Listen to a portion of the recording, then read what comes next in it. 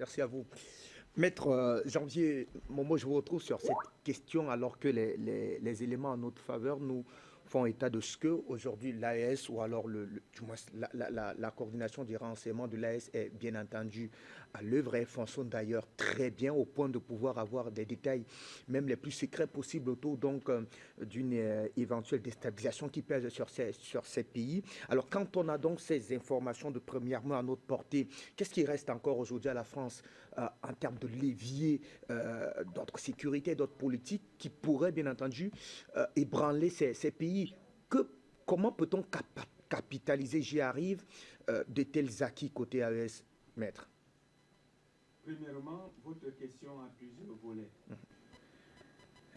La France, depuis le 15 août 2022, les services de renseignement français ont un et un seul langage. Nous n'avons rien vu venir. Mais c'est ça. C'est-à-dire, à un moment donné, c'est pour dire que sur le terrain, nous n'avons plus la maîtrise. Et pourquoi nous n'avons plus la maîtrise? Ce qu'il faut célébrer, M. Doum, c'est le regain du patriotisme. Ce que nous souhaitons à Afrique Média depuis une dizaine d'années. Qu'il y ait un regain de patriotisme. Parce que quand il y a un regain de patriotisme, les informations d'intérêt général ne fuitent plus.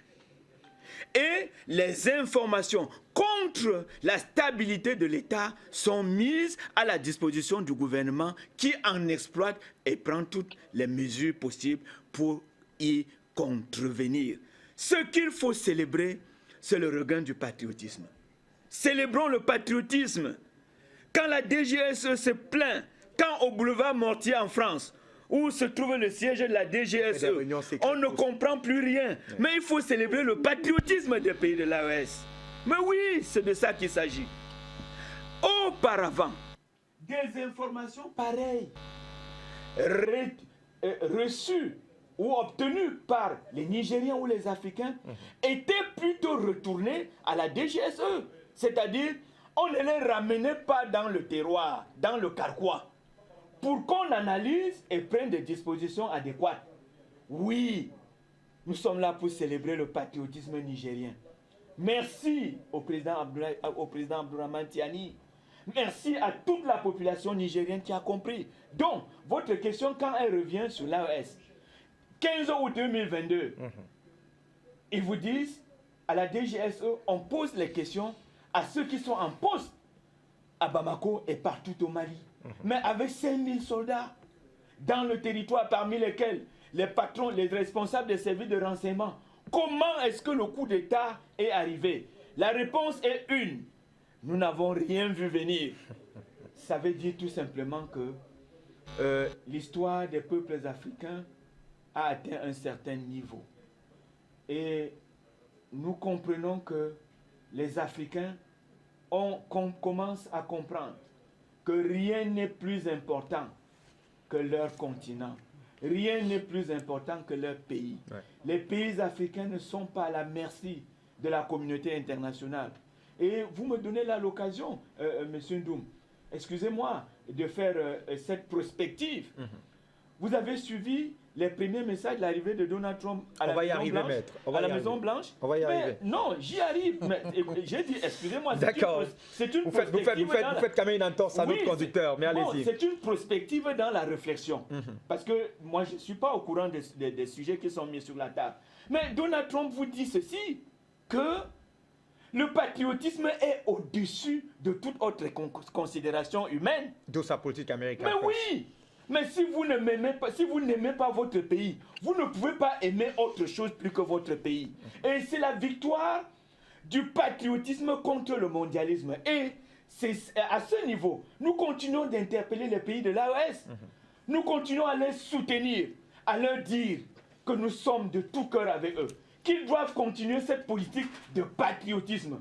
Parce que tant qu'on n'aime pas son pays, tant qu'on n'aime pas les siens, vous ne pouvez pas aimer autre chose. On a voulu nous faire comprendre, même au niveau du Mali, M. Doum, en parlant des États-Unis, nous ne sommes pas loin des pays de l'AES. On a voulu nous faire comprendre que les biens de notre pays, de notre continent, ce sont les biens de la communauté internationale. Et qu'en fond de compte, nous n'avons rien qui nous appartient à nous-mêmes.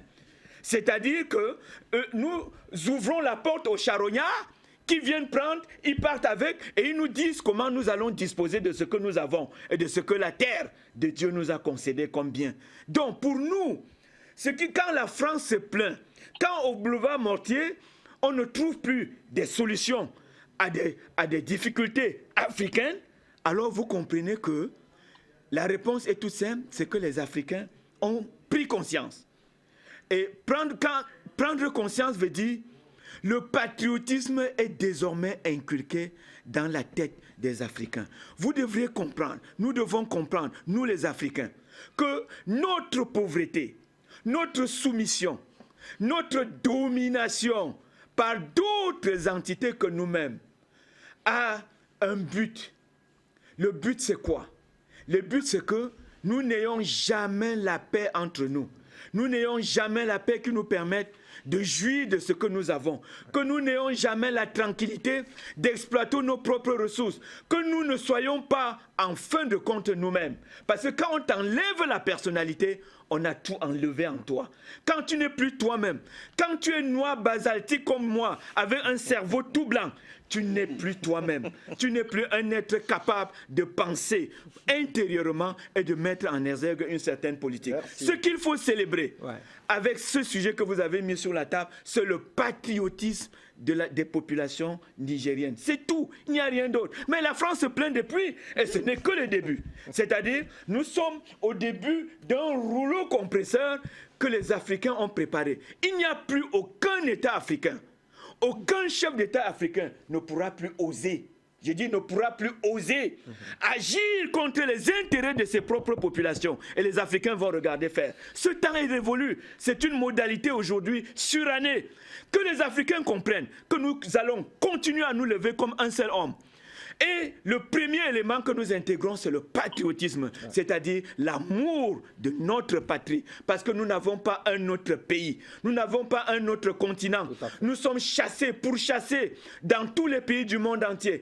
Les genoux sont sur les coups des Blancs, sous les coups des Noirs, dans tous les pays du monde entier. Il n'y a qu'en Afrique que les Africains auront la paix. Et nous allons commencer, nous les Africains, nous le baobab qui est resté en Afrique, à préparer cette paix pour toute notre race. Et à ce niveau, c'est irréversible. Je continue et je salue le patriotisme du peuple nigérien. Merci. Pensez nigérien, ne pensez plus français. Bazoum était la dernière montagne française au Sahel. Cette montagne a été détruite, sans volcan.